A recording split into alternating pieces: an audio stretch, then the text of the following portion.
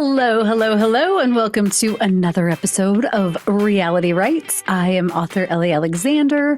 This is the podcast where we talk about all things writing, bookish, and whatever else is on our mind. And I'm here with the tech guy. Hello, hello. So great to be here. What are we talking about today? Today, we're going to talk about reader feedback, how it's useful, maybe how it's not useful. Oh, yeah. Yeah, we're going to get into it. Okay. I know that's a favorite topic of yours. Definitely a favorite topic of mine, although for totally different reasons. But yeah, okay. So before we get started, just a quick mention of a very novel murder. Your latest book came out just a couple weeks ago, January 20th. First book in the novel detective series, new series. New series. All right. And also, for those patrons out there, be sure to tune in for the after party immediately following this episode over on Ellie's Patreon, where you get to hear all the things that won't be said during this episode. There could be a rant coming. Maybe. We'll I'm have to see. sure there's probably a rant or two. Yes. Given today's topic, I'm thinking, yeah. All right. Okay, well, let's dive in. Let's do it. Okay, so you preface this by saying that sometimes reader feedback is helpful, sometimes it's not. Yeah. Not all feedback is created equal, right?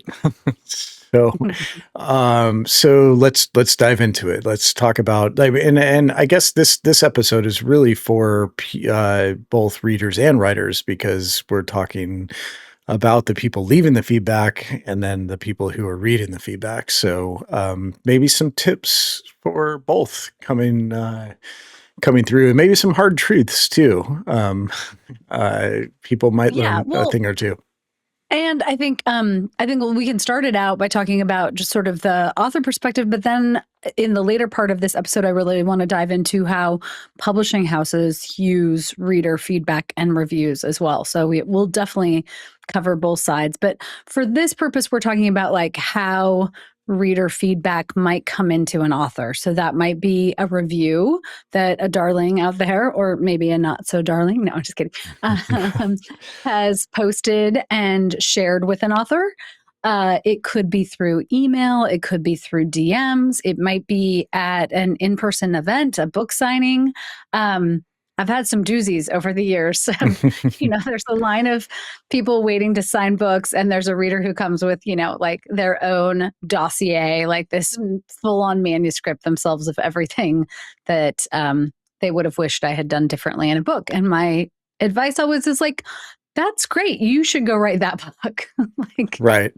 I wrote the book that I wanted to write, and thanks. Next. Yeah. So definitely feedback comes in many forms. Yes. And it's also public and private. So the public stuff would be the feedback in the form of a review on a website like Goodreads or Amazon or any of the anywhere that books get reviewed. And then you could also then there's the private part, which is the emails, the feedback form submissions on authors' websites, et cetera, et cetera. And then I guess a combination of the two, because you mentioned direct feedback at like book talks. That's both public and private, because sometimes people give that feedback in a very public setting when it's very private information that they're talking about, or very pointed opinions. So what is like? Give me a couple of mistakes that new writers might make when the feedback starts coming in. Yeah, for sure. Well, okay, so we've talked about this before on other podcasts, and I've talked about it a lot just in general, which is in terms of the review piece, you really have to remember that ultimately, if if a reader's posting a review on Goodreads or one of the review sites, that really is intended for other readers. It's not intended for the author. So, like, my first rule is always don't respond to those. Nothing good comes out of that, especially if it's a review that isn't as flattering, or, maybe something that doesn't resonate with you, or something that, you feel like this reviewer even got wrong. Like, that's on them. Like, and I think, especially early on in a writing career, it's important to find a way to sort of insulate yourself from some of that, while at the same time potentially being open to, like, if you start to see global trends, if you're hearing from readers across all of those ways that I just spoke about, that someone might say, like, hey, I've got some feedback for you. Now, to take a little side note here, do writers want feedback? Like, that might be a question for the darlings out there that you start with. If you're going to see an author at an event, or you're thinking about, like, emailing them or sending them a DM, you might want to just start with, like, hey, are you looking for feedback or suggestions? Are you open to this? And you might hear from a writer that's like, yes, actually, I would love some feedback. Or you might hear from a writer that's like, no, I'm not interested in feedback at all. Thank you very much. Right. So that's my little caveat just to put out there for the darlings. Like, maybe think about how you're approaching that. Like, if somebody just comes up to you on the street and comments on your outfit, am I looking for feedback for what I'm wearing today? No. Am I looking for feedback on what you think about my book? Not necessarily. But knowing that, if you're hearing across the board, so if readers are DMing me,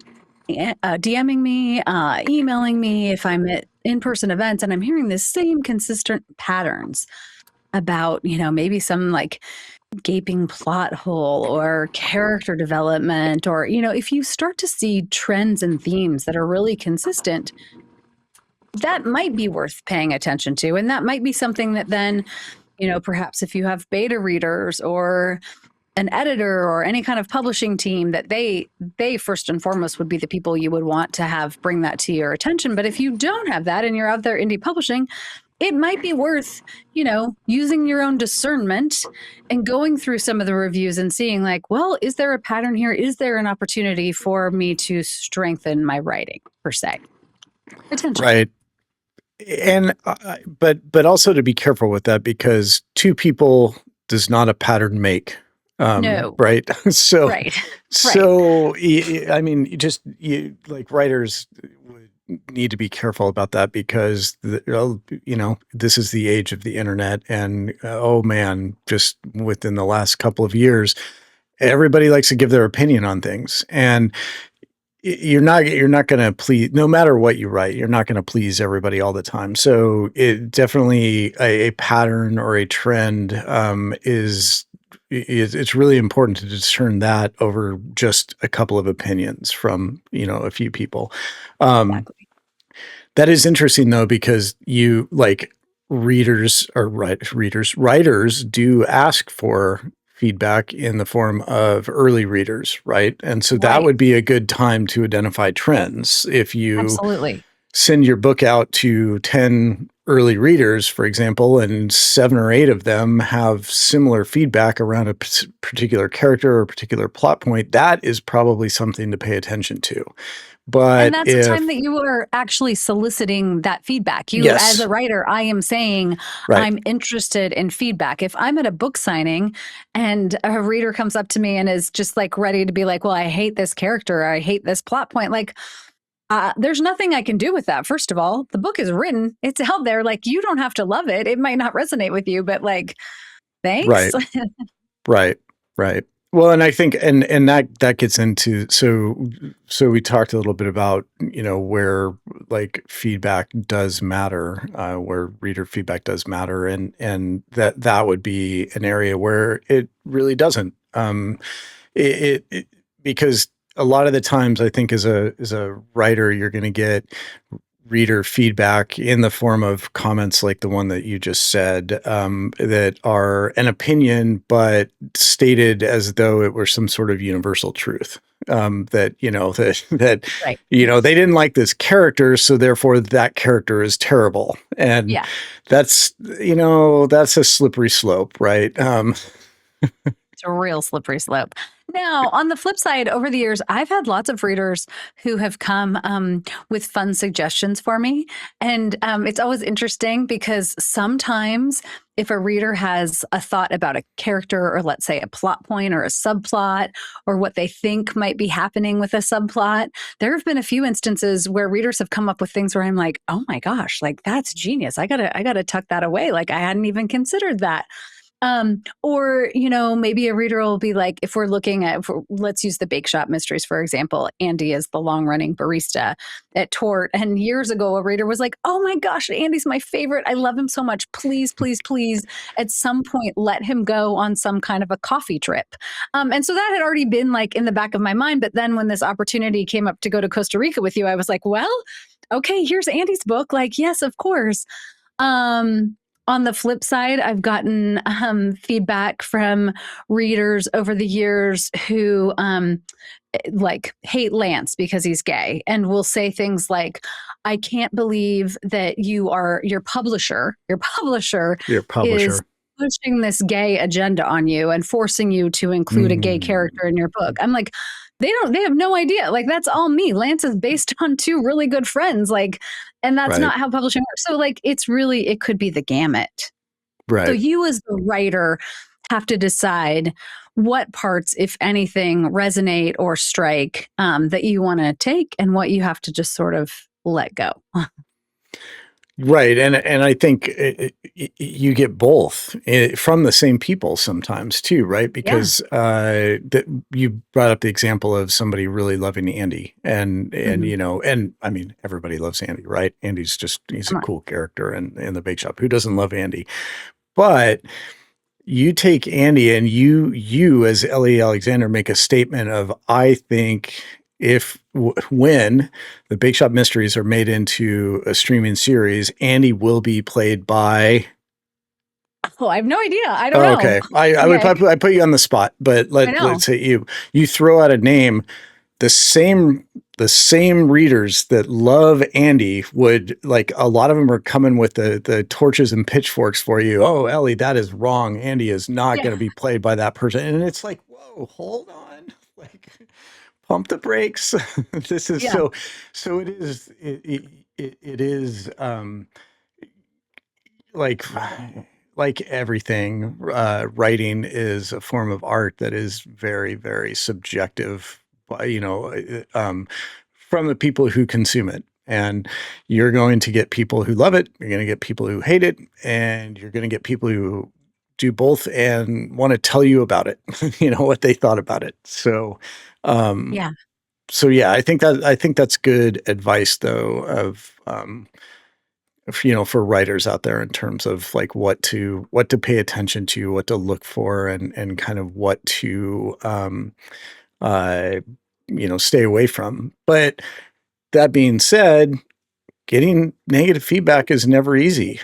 So Right. like from a writer perspective, like how do you stop that from making you mad, hurting your feelings, like making you want to stop writing? Like what Yeah. what do you do? I know. I mean, I feel like this is a learned skill. It's muscle memory. It's really, as you're starting writing, if you're a new writer out there, really like practicing boundaries around this, how much attention you pay to something. One of my favorite quotes is, where our attention goes, our energy flows, right? So if I'm giving all of my attention to the negative reviews and I'm ignoring, the hundreds of lovely, wonderful reviews or like DMs and emails and chats that I get to have with readers, like it's all going to focus there. And unfortunately, that's just kind of how our brains are hardwired. We're going to hold on to that one negative review or one reader who was like, emailing you at 2 o'clock in the morning because they've just finished the book and they hated it. So for me, like my firm line is, if a reader is, darlings, if you're reaching out to me, like, please reach out. I love getting your messages and DMs and emails. And if a reader's reaching out in any sort of a positive tone, I'm going to respond. But to the readers who are just like, I hated this, I can't believe you did this, this is awful, like whatever, if they're just, if somebody's coming at you with nothing that is constructive, helpful, welcome, they don't get my attention. I'm not even going to respond. It just gets deleted. Sometimes it goes in a special reader hate mail folder so that I can use it for rants later. But Yeah. like, I'm not going to give that my attention and energy and time. And I don't think other writers should. Like, you're not going to win that argument. And it's so subjective. Right. It's entirely subjective. It is. I mean, it is so subjective that it is wild. Yeah, the feedback folder is definitely something that, well, Yeah. I have a very large cache Yeah. of just like hilarious feedback that one day I am going to write a book about the way people provide feedback, and I'm going to Yeah. use a lot of these as examples. I guess for the Yeah. darlings out there, I would want to know, like, just from a personal level, and I don't think anybody listening to this podcast is probably any of these people leaving feedback like this or contacting authors and saying stuff like this. But in case you are, I kind of want to know, like, what's your motivation? Like, what do you think is actually going to change by you saying this? Providing this type of feedback, like that you hated a character or that you thought the author should have done something differently. The problem is the book's printed, it's done, it's good, it's out in the world. Like nothing that you say at that point is going to make an author go back and rewrite a story to republish a book. It's just not going to happen.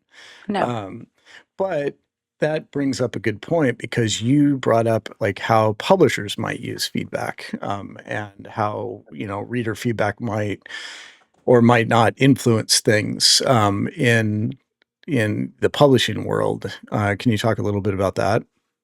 Yeah, I do want to talk about that. But well, as you were talking, I did think of one other point, which is that like sometimes I do think that a reader is so invested in your story that it feels like it belongs to them, which I absolutely kind of love that piece.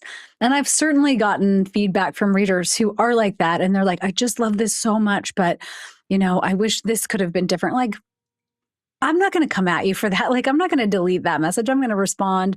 I appreciate that somebody might care deeply. It's usually when somebody has an agenda that's really just about like your own singular opinion on something where you're like, no, Right. but yeah, so if we're talking about from sort of like a publishing perspective, and let's say that you have been indie published, you've been a successful indie published author for a few years and you have a new series idea, or maybe a publishing house or an agent or somebody has reached out to you and is interested in extending that series with you, maybe republishing the backlist, anything like that.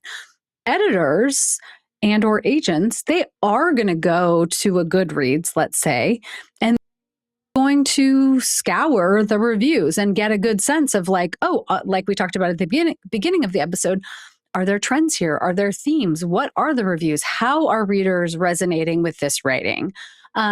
So sometimes like that can really be beneficial for you then. There's kind of this baseline within the publishing industry where it's like anything that has like a 3.7 or higher on Goodreads is considered good. You want to be in that like 3.7 or higher. If you start to get into like the low threes and there's just like a lot of consistent okay or negative reviews, that might be telling you potentially there's an opportunity for you to strengthen your writing, whether that's plot development or setting or characters or whatever it is. And that's not to say that, like let's say you're holding steady at a low 3 for a series and an editor is interested, they might be the ones to help you grow as a writer and really build that out too. But it is Mhm. something that definitely from the industry side of things, editors pay attention to. And again, not low threes based on 5 reviews. No, no, So no. We're talking about, right, exactly, exactly. And the other thing that can happen is like review bombing can happen. Like I yeah. had a friend who, wrote a character who was trans and got like review bombed for some of them just because of that fact too. So there are other factors that go into it. But I'm talking about if you're seeing like a consistent pattern of reader feedback, that might be worth paying attention to. And sometimes internally, the publishing house, like that might be part of how they make a decision to continue a series or not continue a series. If they're seeing like, gosh, this one is just consistently like not hitting as well with readers. But then you're having professional industry people who are helping to like guide you through that process. So yeah, that's going to be my caveat for this whole episode. Like, don't take one or two things to heart, but if you do start to see consistent patterns, it could be worth paying attention to. Yeah, yeah, definitely. But I mean, to build on that, like you as a writer, you over time, and Mhm. I know you said this is muscle memory at this point, but like, how do you build that filter, I guess, Mhm. in the beginning? Like, how do you build a filter to know? Because there's a difference between choosing to read the reviews and choosing not to read the reviews versus choosing how to like intake and process the direct personal private feedback that you get. So I'm not talking about reviews out on Right. Goodreads and et cetera, but like how do you build the filter around, because you get some doozies. Like Oh, yeah. you get amazing comments from Yes, wonderful readers, some absolutely. readers who have told you the most heartfelt personal stories and how your books have Yeah. improved their lives, which is Yeah. just unbelievable. Like not Amazing. not like I can't believe it, but just unbelievable that this is actually happening. Like that, it's so amazing that that you get feedback like that. But you get some feedback from people that want to tell you how you should have written things, or Yeah. what a character should have done, or what color something should have been, or that there was a mistake in a book, or I mean, how do you, as a new writer, how do you build that filter to like make sure, because me, every one of those that comes in, I'm just like, oh, I'm ready to go, and you're like, no, just to hold on. Like, you have to Right. talk me down all the time. Calm down. Let's take a deep breath. Yeah, we're talking about unsolicited input and feedback, right? So this is Right. not an author going to Goodreads and looking No, through to see patterns. We're talking about this is somebody not who's early readers. This no, is just like email to the author, comments on unrelated comments on a social media post. You mhm, post about the coffee you had that morning and somebody leaves a comment that says, Andy sucks. And yeah. you're like, what? I don't, Well, so, I mean, okay, so here's really the great thing, and this is important for any darlings out there who are writing.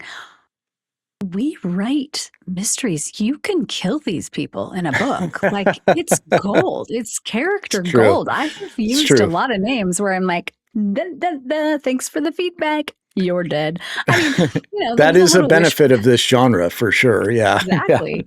So Yeah. if you're not writing a mystery, come to the dark side. Like you can work out your revenge. No, but I mean, yes. So I have done that. That is true. That's a true story. I think it depends. If someone, I do have a lot of readers, not a lot, but I will have readers who point out like an error or a typo and they're very kind and thoughtful about it. That I can usually forward onto my publishing house. Same thing. The book's already been printed. It's always so frustrating because it's like, you don't have any idea how many people have touched this and seen it. Yeah. But those things slip through. So, like that kind of stuff, I'm happy to pass on because then the ebook can get updated right away. And when the book goes into its next printing, they can change that. So that's kind of like on its own. That's a different kind. But if we're just talking about someone who is sending you negative information, I think the worst part for me, and this has been something that I've had to practice over the years, is being caught off guard out in the world, like at a public event or signing. Like, same thing. I am not kidding about a reader who brought like a thick stack of notes of everything they wanted me to change in a future book. And I'm trying to be professional. And I'm like, well, wait a minute. Like, no, I wouldn't come to your office Right. and give you feedback on how you're running your accounting firm or like whatever it is you do. So I do try to, I think that's a skill that is important for new writers is to flip that script and think about like, okay, we don't know what these readers do for their job, but let's imagine that person is a teacher. I'm not going to walk into their classroom and give them feedback on their lesson plan, right? Right. That's ludicrous. That sounds like who would do that? First of all, they wouldn't let you in the building. So if you can kind of talk yourself through that narrative of like, wait, I wasn't soliciting this kind of information. I didn't ask for this. I'm at this event with a lot of other readers. Like, no, you also don't get my time now too. Like, thanks, move on. And I try to do the same thing with any sort of communication that comes in online that way too. Yeah. Yeah, well, and that's a good point because even if you were to be able to get into the building and walk into that classroom and start giving feedback on, Right. their lesson planning, they would be furious. Yeah. Absolutely furious. Like Right. and rightfully so. So I guess that is a tip for the darlings out there. Like a book talk, an author talk is not the place to deliver any type of feedback. The author's not there to hear about a missing comma on page 57 of their latest book. They're just No, not. and I do think like the more as especially as new writers, the more that you can treat this professionally, because this is my career, this is my profession. If you think about that, you're not soliciting feedback for your career or profession in any other capacity, right? So it's not appropriate in this case either. What would you say to somebody? So just for the darlings out there who might be writers, what would you say to someone that came in to like a book signing and started in on feedback like that? Like, because you talked about flipping the script, but are there any specific talking points that you can give to new writers or writers who've been doing this forever that just don't know how to handle situations like that? Because I've seen you do it, and you're always very nice and very polite, but it's just like shut down. Like this Yeah. is because there are other people waiting to get their book signed. It's not like this isn't the time or the place to have a discussion about things like that. No, and just like I mean, we talk about this so much. If you meet me in real life, you're getting me, right? I'm not some other version of myself when I show up online versus when I show up in the real world. So I would say something just like that, like, I appreciate that you've taken the time to read my book, and I'm not in a position right now to be able to hear a lot of feedback because this book is already published and I have a lot of people waiting. So thank you so much for coming. And next. Bye bye. Here's your signed copy. Thank you. Yep. Next. Yeah. Yeah. Yeah. Okay. That's great. I have sometimes people like have just given me like a page of notes, or, when it's their turn, they're like, I just hated that, Jules chose so and so or whatever. And if somebody physically gives me something like that, I'm just going to put it in the recycling bin. I'm not even going to bring it home with me. Like, don't, like, no. Right. And if somebody's like trying to have a conversation in the moment about, like, okay, but why did she do this? And could she do this? And have you thought about that? Then I just always circle back to like, you know what? I'm already 3 books ahead too. Like there's no turning back at this point. That ship sailed. So like, here's where we are. If it doesn't resonate with you, like that's okay. But like, this is the story. And I think like anytime you can as a writer, just remind yourself like, you're right. Like you are the architect of your own story. I'm writing the story that I want to tell. I'm writing the story that I know from my worldview, from my life experiences, from what I want to share. What you would share, even though we've been married for 28 years, would be vastly different than what I write. Oh yeah. And that's what I It'd love have more about reading. profanity too. Way Yeah. more profanity for sure. But that's why I read. I read widely Yeah. because I want to read all kinds of stories from varying points of view. Yeah, so I think trying to just like remind yourself that ultimately it is your story and no one else gets to dictate where or how it goes. It's always fun if a darling has an idea that sparks something. There's also been a few instances where so in Bake Shop, this is a little bit of a teaser. There is going to be Ooh.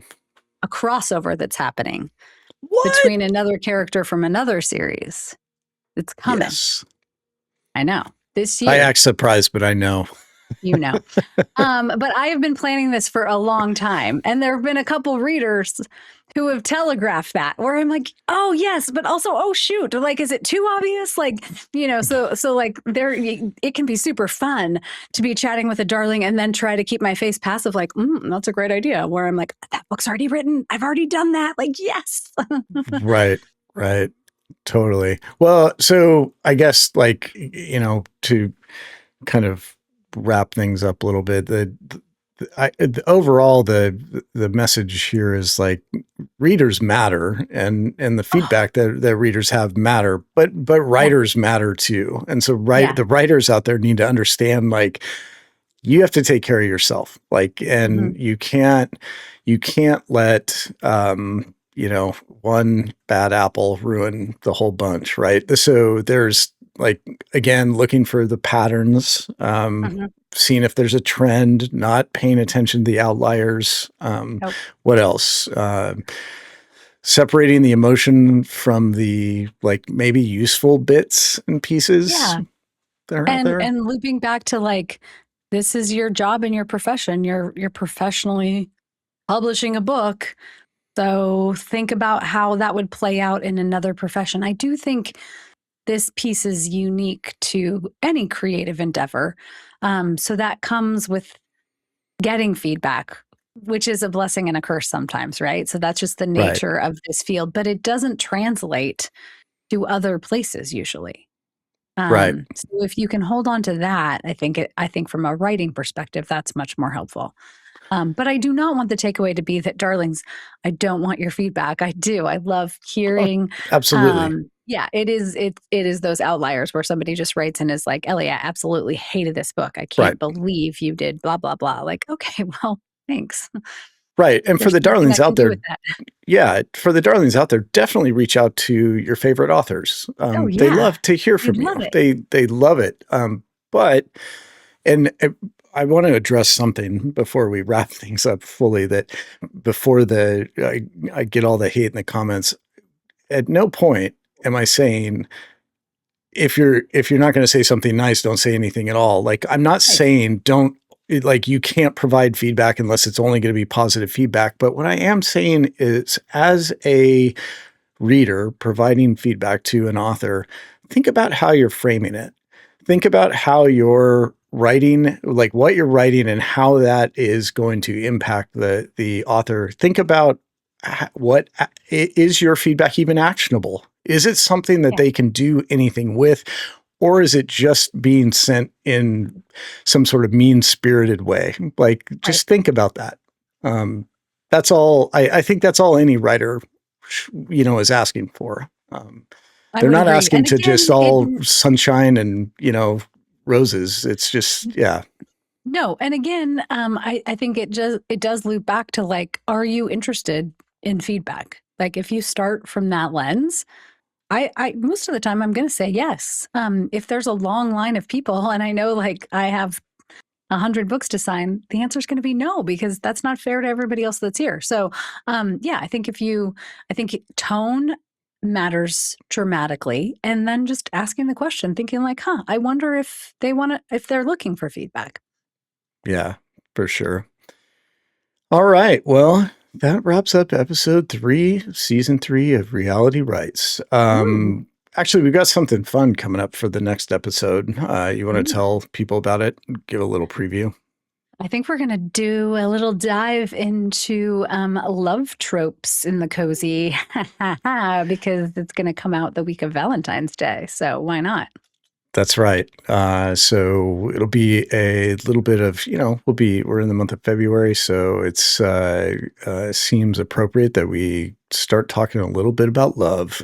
Um, Oh, so yeah, so for the darlings out there listening to this episode, I'd love to hear. We would love to hear feedback in the comments. As if there are any writers listening out there, like, what's a piece of feedback that you received that actually resonated with you, that was helpful, that, wasn't necessarily positive, but it was something that actually was well written and well received and ended up leading to some sort of actionable change that you could make. And then for the readers out there, we'd love to hear, um, you know, have you been able to get great interactions with any authors out there through feedback? Like, have you oh, had fun, yeah. interactions? Have you had not so fun interactions. We don't need to name names. We don't Yeah. need to name names, but I'm just curious because I know a lot of readers get to interact with their favorite authors, and I'm always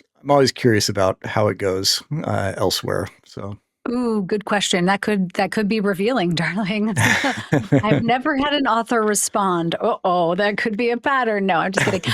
I thought you were going to ask the darlings to, that you were going to solicit feedback about reality rights. I feel like that's what we should do in the comments.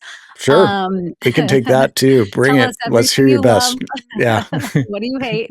Right. Yeah. Right. We'll look for Um, trends. that's right. We will. We definitely will. All right. Well, that does it for this episode of Reality Rights. Again, for the patrons out there, head over to Patreon for the after party. It's going to be fun. Ooh, okay, till next time. Till next time.